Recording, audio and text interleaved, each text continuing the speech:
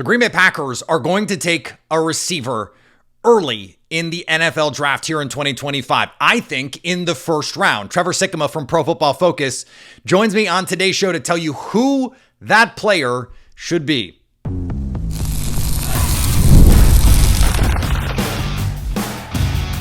You are Locked On Packers, your daily Green Bay Packers podcast. Part of the Locked On Podcast Network, your team every day.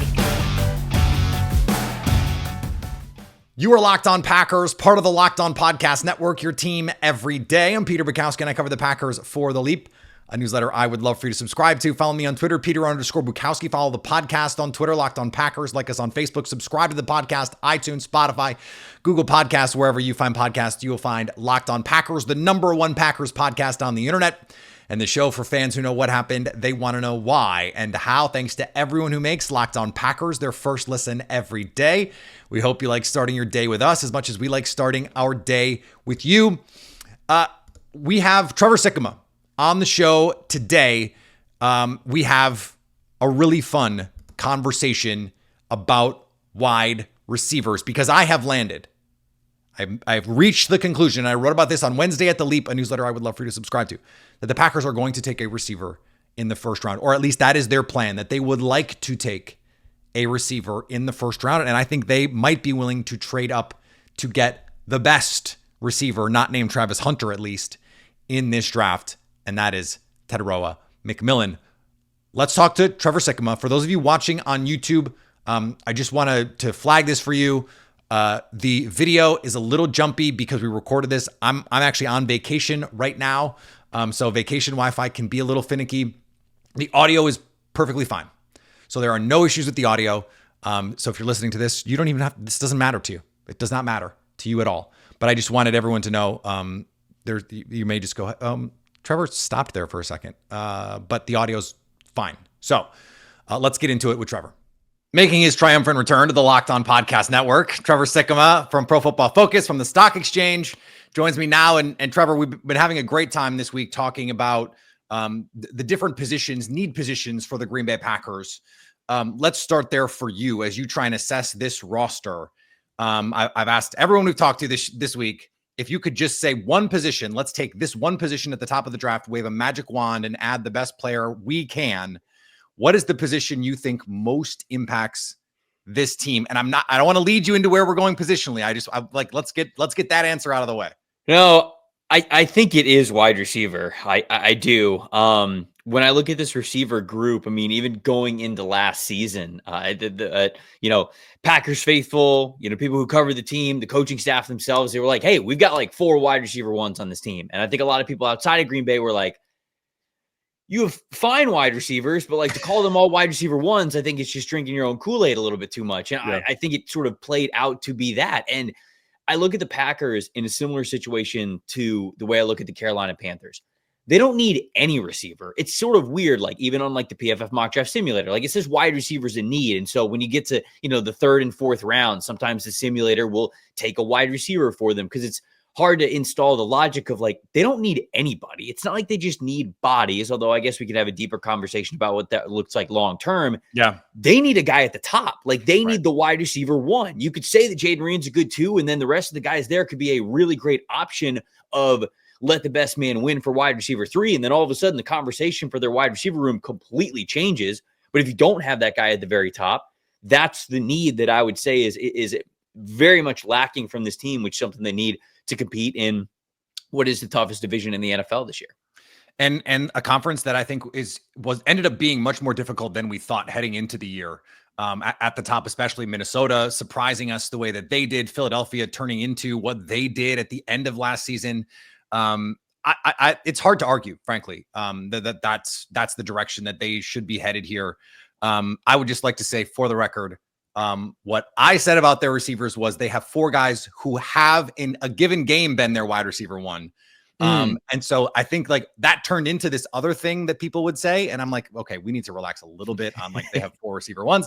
That's not quite true, but they had 4 guys who could in a game carry their offense, which was cool until in the postseason you lose Christian Watson, Jaden Reed, Romeo Doubs. And then it's like, hey, Malik Heath, save us. That would be true of most teams, right? That if you lose your top 3 guys, you're going to struggle. But I think to your point, finding that one guy that can elevate the offense, the force multiplier, would really be valuable here. When you look at modern offenses, and I think you have a unique perspective on this, given what you get to see with the Buccaneers as a team you have an eye on close here. Do you think that needs to be not just the Packers, but for any team? Do you think that needs to be a true like backside one-on-one X receiver, given the way that the game is now? I mean, it helps, right? Anytime. I think the game of football, outside of the quarterback position, it's sort of its own evaluation. You almost need to put that to the side entirely. When you think of what are like the premium positions in the game, I would say offensive tackle, edge rusher, certainly, interior defensive line certainly could go into this depending on the type of interior defensive line. But then like wide receiver and lockdown corner, the theme of all of those players is you have guys with the ability to win one-on-one. Their job is one-on-one. It puts the math in your favor of how to play the game of football. 11 on 11, you're trying to make it so, okay, well, what if in a certain situation, instead of, one-on-one in this spot, we could actually have 3 over 2. We can have 3 coverage defenders over 2 wide receivers. Well, we can only do that because the guy on the other side of the line of scrimmage, or on the other side of the field, he can win one-on-one. There you go. There's the math like working in your favor, and you sort of position these guys spatially to be able to give you a math advantage. That's a lot of what football is about. Sometimes it is that math equation. And when you look at having a dominant backside wide receiver who can be an X, who you could say, okay, they're on the backside of the formation. We don't need to necessarily align them in a certain way. Okay, we're taking them off the line of scrimmage. Okay, they need a little bit of help with this route clearing to get them open. If you have a guy on the backside who you just go, yeah, they'll win off a press, they'll win with strength, they'll win in contested catch spots, and they can win vertically. Yes, that immensely helps the math equation swing in your favor. So it's not a necessity with every team. Obviously, there are teams that can make it work, but it demands more creativity when you don't have those players that are simply those great one-on-one winners. So for the Packers, specifically, I think they'll have some options in this class to get a couple of guys in the first round, whether it's at number 23 or potentially even trading up a little bit where they can have that one-on-one winner like that.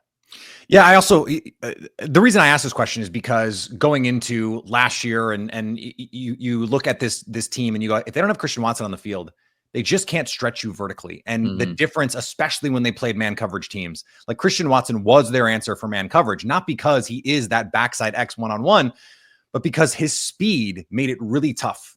Because if you just get him on runaway routes, wherever you put him in the formation, most corners are going to struggle to run with that guy at that size, with that speed. And so this year going in, okay, no Christian Watson, got the ACL, at least Halloween, probably Thanksgiving on the optimistic side there. They really could use some speed, and there's some speed in this draft early. Luther Burden, Jalen Royals, like there's some guys here. When you look at the Packers and the way that this class breaks down for them, they have sort of their options. There are some big guys if they want to trade up for someone like Tedero McMillan, Jaden Higgins. They're more your traditional prototypical X receivers, but I do think there'd be value in adding a Luther Burden or someone like that who could really stretch the field. Do you have a preference? I mean, the best player would be the preference, right? But like, in terms of fits for the Packers, do you have a preference there? Like if you had equally, like let's say you had Jalen Royals and Jaden Higgins pretty close, would you have a preference? Yeah, I mean, I think for the Packers specifically, I'd go with a guy like Higgins in that spot. Like you're right. When I think about them, Tetero McMillan, Jaden Higgins, Trey Harris, like those are the guys that sort of like come to my mind that give you that that sort of vertical stretch. Because I totally agree with you. I think they have a lot of I think they have good receivers on the team, but without Christian Watson, especially because Dontavian Wick's hands are just not as reliable as you need them to be, then all of a sudden you don't really have that deep threat option. I think Jaden Reed is really great in the short and intermediate areas underneath. I think Romeo Doubs can do a little bit of everything, but he's not as fast as those other guys who I think in theory were on the team to do exactly that, to get the most out of Jordan Love. When he wants to, crank it up and throw it deep, he gives those two guys, give him the ability to do that. And the availability and the inconsistency, or I should say the lack of availability and the inconsistency are reasons why you're right. You have to talk about these other guys moving forward. Now, I would say this. I think that there are a handful of wide receivers later in the draft who can do that for you. like Deontay Thornton, the wide receiver from Tennessee, Sammy Brown from Miami, Andrew Armstrong from Arkansas, maybe like even like a Kanata Mumfield from Pittsburgh, like Keandre Lambert-Smith from Auburn. Like there are guys in this class who the reason why they're going to be a 4th or 5th round pick is because they're sort of a one-trick pony. But that trick is exactly what the Packers would want. So they could prioritize that. And I feel like that's sort of a similar story for a handful of other teams around the NFL, but the Packers are one of them. So this is absolutely a team that, despite the bodies that they might have in theory at the wide receiver spot, if you drafted a Jaden Higgins or a Tetero McMillan or maybe an Emeka Egbuka, something like that, and you thought they were good enough to be your wide receiver 1, you can then go back in the 4th round or 5th round. I can't remember off the top of my head what the draft pick situation is like, but draft another vertical stretching wide receiver, because what I talked about at the top of the podcast, like, they have all these names on the roster now, but long term, how much longer is Wicks going to be on the roster? How much longer is Christian Watson going to be on the roster with the injuries that he has gone through? So this group could look very, very different even a year from now. And I think that you can get ahead of that this year while also giving you some short-term return on investment with the type of player that you might be getting as a vertical stretcher on the early part of day 3. Yeah. All right, a ton more to come here with Trevor Sikkema on Locked On Packers. Scaling your business requires the right expertise at the right time. With Upwork, you can find specialized freelancers in marketing, development, design, and more. Experts ready to help you take your business to the next level. Upwork gives flexibility to businesses by connecting them with top freelance talent across multiple industries, including IT, AI, web development, and marketing. Whether you need extra hands for a project or a long-term partner, Upwork makes hiring simple and affordable. If you need help with a marketing campaign, for example, Upwork can connect you with a freelance expert who has delivered proven results. Plus, posting a job is free and simple. Within a day, you'll get multiple qualified candidates to choose from. Visit Upwork.com right now and post your job for free. That's Upwork, UPWORK.com, Upwork.com, to connect with top talent and grow your business today. Yeah, Romeo Doubs, a free agent after 2025. Christian Watson, a free agent after 2025, which leaves, now all of a sudden your room is pretty thin. Like, you're going to have to add bodies there, just bodies. So finding a guy early, a guy late, and then a UDFA who might be able to stick on your roster like they did with Malik Heath probably makes a lot of sense for them. You mentioned some of the names at the top. What do you think has gone on with T-Mac, with Tetero McMillan, where he goes from, hey, maybe the Patriots at 4 early in the pre-draft process to, okay, he runs in the 4.5s at his pro day, but like, watch him on tape, he looks probably like a 4.5s guy on tape too. Right. Are we overthinking this? Like, where are you on him? Because I watch him and I go, that guy rocks. Like, he's so good. You don't see in major college football someone that just goes up on dunks on corners as consistently. He did it. Travis Hunter just made him look small for a touchdown against Colorado. Where are you on McMillan? He's a top 5 player for me in this class. I've liked Tetero McMillan for a long time, and I feel like we've been, man, I don't know if it's just this time of year where we start to just hear a lot of like random stuff, or it's always very difficult to parse. Like, okay, is the draft process too long and people are just saying stuff now? Or maybe the longer this goes on, are we sort of hearing more about maybe what the league thinks of this player? And, whether you want to or not, it's very difficult as somebody who's like in this industry. I certainly try to be as objective and as true to myself and my scouting eye as possible. But, when you talk to sources and people who work for teams or scouts, and they're telling you, these are people who have their hand on potential decisions when this all is said and done, and they've been doing it for a lot of years. Then when they go, yeah, that player's, we think he's much more of a 2nd round pick, and you've got him sitting here in the top 10, you go, oh man, okay, all right, maybe I am a little too high on it. So I don't know if just in general we're hearing more of that, or if it's just, again, the draft process is too long, we're nitpicking way too much. Because I actually had the same thought as you, and like 4 or 5 days ago, I popped on another game of Tetero McMillan, and I'm like 4 plays into the game, and I go, what are we doing here? Like, what are we doing? It's like The first catch was a big catch for a first down. The second catch was a slant pass that he took for a first down after some yards after catch. And the third play was him going inside for a key block and angling off a linebacker to spring the running back for a massive 50-yard gain. I'm like, what are we doing here? I think the guy's got the size. Okay, are the arms as long as maybe you'd want him to be for a guy of his height? Not quite, but I mean, the wingspan certainly is. So height, weight, length that he has with his wingspan, the contested catchability that is there, his separation is not nearly as bad as I think that people make it out to be. Like, it's very similar to what Drake London was when he was coming out of USC. And people make it seem like he's N'Keal Harry, and I'm like, can we relax? He's not N'Keal Harry, man. And the yards after catch stuff, it's somewhere between like a Mike Evans, a Drake London, a Courtland Sutton. His yards after catch numbers are better than Courtland Sutton. So I know Matt Harmon does phenomenal work over at Yahoo. He's great with receivers, looking at wide receivers.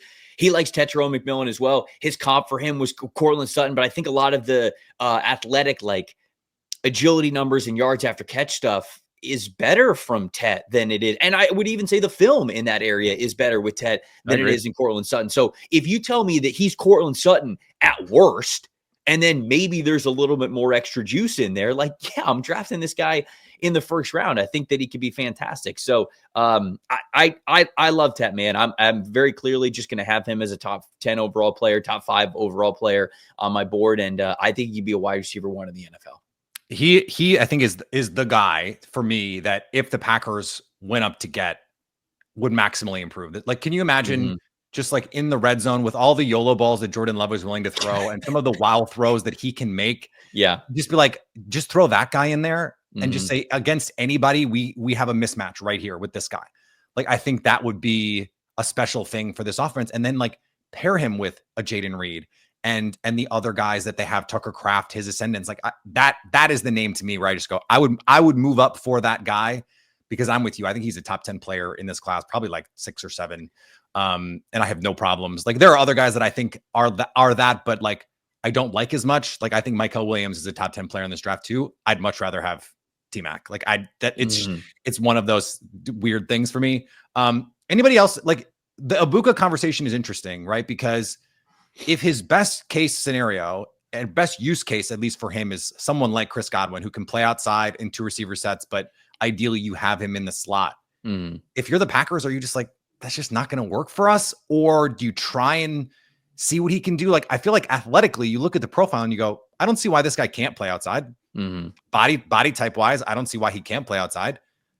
So would you just try him and see? Like, what would be your approach if you were the Packers front office and you liked him? Presumably you at least like him. Yeah. What do you like? The fit question here though is tricky.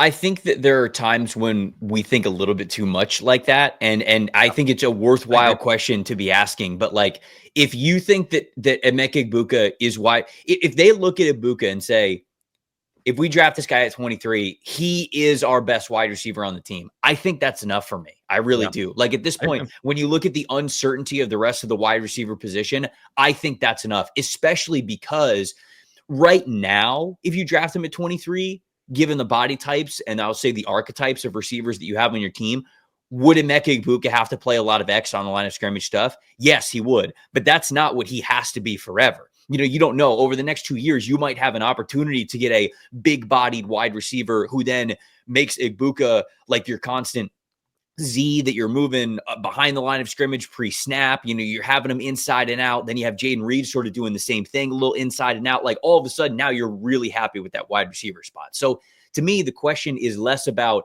is there redundancy for 2025 with him and some slot snaps with Jaden Reed? And it's more of, do you think this guy is wide receiver 1 for your team? Because if you do, I think he should be in the conversation. And to be, just to give you my opinion, I do think he is that type of a player. I do think that he is immediately the best wide receiver that the Packers have on the team. So I wouldn't have a lot of hesitancy drafting him. There might be a little bit of redundancy in 2025 because there's sort of a log jam of putting guys in their best position. And it might be, like I said, redundant with some of these guys, Emeka Egbuka included. But like we've talked about, you already know you're changing your wide receiver room. You've got 2 of those guys who are unrestricted free agents coming up. Dontavian Wicks, who has been sort of disappointing and inconsistent over the last couple of years. So it's like, you already know that the only guy that you have a lot of faith in moving forward is Jaden Reed. The rest of these guys are up for grabs and might not even be on the roster in 2025. So I would just say, don't let the short-term outlook of where he would fit just for 2025 get in the way of drafting him if you think he is that caliber of a player, which I do, which is why I'd be fine with taking him at 23. Well, and two things that I want to add, because I love all of that. The idea that you have to look beyond 2025 is something the Packers do all the time. They drafted Rashawn Gary after they gave Preston Smith and Zadarius Smith Texas with a dollar sign. Like, they gave those guys, like 180 combined $1 million, and then drafted Rashawn Gary at 12th overall. Like, they are constantly thinking about the long term. And then the other part of this is, how many coaches would you want to just go figure it out than Matt LaFleur? Offensively, like, he's just one of those guys where you just say, yeah, you've got Matt LaFleur. He's going to figure out how to make this work with these guys. I also think the receiver market is an important thing here, Trevor. Like, are you going to give Jaden Reed $18 million, $20 million a year from now? I don't know if that's a sound decision to make. And I love Jaden Reed, but like, the receiver market is making this complicated to me. Yeah. So you mentioned the idea of, you don't need just any receiver. You need an impact high-end guy. Mm-hmm. Where is the cliff in this class for you? That's a fantastic question. I think you start to get into like different styles with certain players, but I would say the difference making like wide receiver 1 caliber players, Tetairoa McMillan, Luther Burden, and Emeka Egbuka. Those are my 3. Now, okay, Matthew Golden is right after that. And some people might be like, hold on, you didn't say Matthew Golden's name. What's going on here? I like Matthew Golden. I'm not as high on Matthew Golden as some other draft analysts are. So like, I think Matthew Golden could be a really nice wide receiver 2 in the NFL. I think the same about Elikai Omaner. I think the same about Jaden Higgins, Jalen Royals, Kyle Williams. Like, I think all of those guys could be like wide receiver 2. Jack Bech sort of in that conversation. Say, don't forget my guy, Jack Bech. No, Jack Bech is great, but like Jack Bech is somebody who he's a little bit slower of a receiver in terms of like how often he gets threatened vertically. He's much better like over the middle of the field. He's got really great hands, really smooth route runner. So he's sort of that wide receiver 2 type of a player, although it's a little bit interesting because he profiles as like a big slot, I think, a lot. And that's where he gets a lot of his advantage. But a lot of those guys, I think, are wide receiver 2s. But for the Packers specifically, it's those 3. And Luther Burden's even a little bit of an interesting fit. I'd be curious as to what you think about Luther, because it sounded like you were speaking highly of him when we were, 10 minutes ago when we first started recording, when you brought up his name. I love Luther Burden. I think that he is a very highly talented wide receiver. He does seem to play more of like the CeeDee Lamb role, where it's like, yeah, he could play outside for you, but a lot of times you're going to want him off the line of scrimmage. He's going to be moving in pre-snap motion to make sure the defense is moving, or you could use him in the slot, and he's a big-time mismatch there. He's sort of, at his best, he's playing that like CeeDee Lamb. I don't want to say Justin Jefferson, because Justin Jefferson even like, he goes deeper more than Luther Burden did, even over the last 2 years. But I think the route running can be fantastic from him. The change of direction stuff is nuts. The yards after catch stuff is fantastic. I think that he has the game, like the wide receiver profile of somebody who you would think would be a lot smaller and less strong than him, than he is. And instead, like, he plays a lot of these quick twitch roles. And yet when he gets the ball in his hands, he's a running back, like, immediately. And he's really, really tough to tackle. He's got great explosiveness, great balance. So he almost plays like this. I think people think of Luther Burden as if he's this like smaller slot receiver. And like, he's really not. He's just so good at separating. And he's so great at body control, that quick twitch, stop and start agility, that like you think he's smaller than he is. In reality, he's got some good size to him. So I think, I don't want to say the total package, but he's somebody that I believe in a lot. All right, we'll close out the week by closing out the show with Trevor Sikkema next. Did you know your Fire TV is also an Xbox?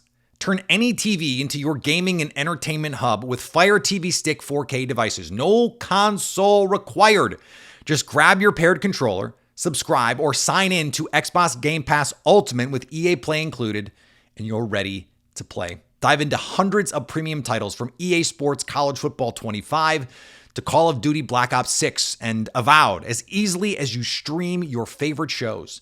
It's gaming made simple, and it's all on Fire TV. With 4K streaming, watch more than 1.5 million movies and TV episodes from your favorite subscribed services like Netflix, Prime Video, Disney Plus, Max, and more. Plus, play high-quality Xbox games at a fraction of the cost of a console. Already have a console? A Fire TV Stick 4K device is more affordable and easier to travel with, allowing you to take your or your kids' games wherever you plug in. I'm on vacation right now, which means I can have all my stuff when I need it, where I need it. I don't have to worry about signing into or that the place that I'm going is going to have the right equipment because I can have it with me. Head to Amazon.com/Fire TV Locked On to get started. Xbox Game Pass Ultimate subscription and compatible controller required. Available on select devices, including Fire TV Stick 4K 2nd Gen, Fire TV Stick 4K Max 1st and 2nd Gen, and Fire TV Cube. He's someone who I think Green Bay, he's probably not going to be that backside X mismatch guy, but he is the highest end outcome of the, okay, here's your vertical Z in the Matt LaFleur offense. Sure. Stretch everything out for everybody else, but then you can put him in motion pre-snap. Him and Jaden Reed on the field together. Jaden Reed has played in the backfield some. Like, you have those two guys and just make defenses go, what are we going to do when one of these guys goes in motion, or when we have them on the field at the same time? What kind of, you could put them both in the backfield, right? Like we saw Missouri use him essentially as a running back at times. Because their quarterback play was so bad. And so like, I think I actually joked on Wednesday, Trevor, I wrote for The Leap, that I think he is the perfect Packer in the first round in a lot of ways. I sort of half joked that he was going to be the pick. I wrote that I think they're going to take a receiver in the first round. That is where I have landed as of this moment. I want to switch here as we wind down, because one of the things that the Packers, we talked about their needs at the top of the draft for that number one guy. I think more than anything, the reason we think that is what they need is on 3rd and 6, someone who is just going to win. They don't have that guy right now. It could be Dontavian Wicks, the way he separates all of the film and the charting and all that says like he's an elite separator. You just can't trust him on 3rd and 6 to catch the ball is the problem.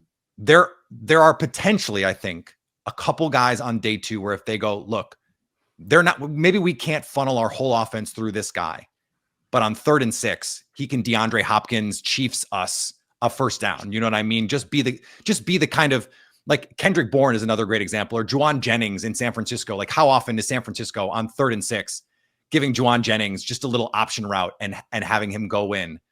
So there's 2 names I want you to ruminate on and then add anybody else. Okay. Jaden Higgins, I think if he's there at 54, that's just a no-brainer to me for the Green Bay Packers. And then Jack Besh, who I heard Jim Nagy compared to Puka Nacua, and I thought he was crazy. And then I watched him on tape and I go, I don't know, man. He reminds me a lot of Puka Nacua.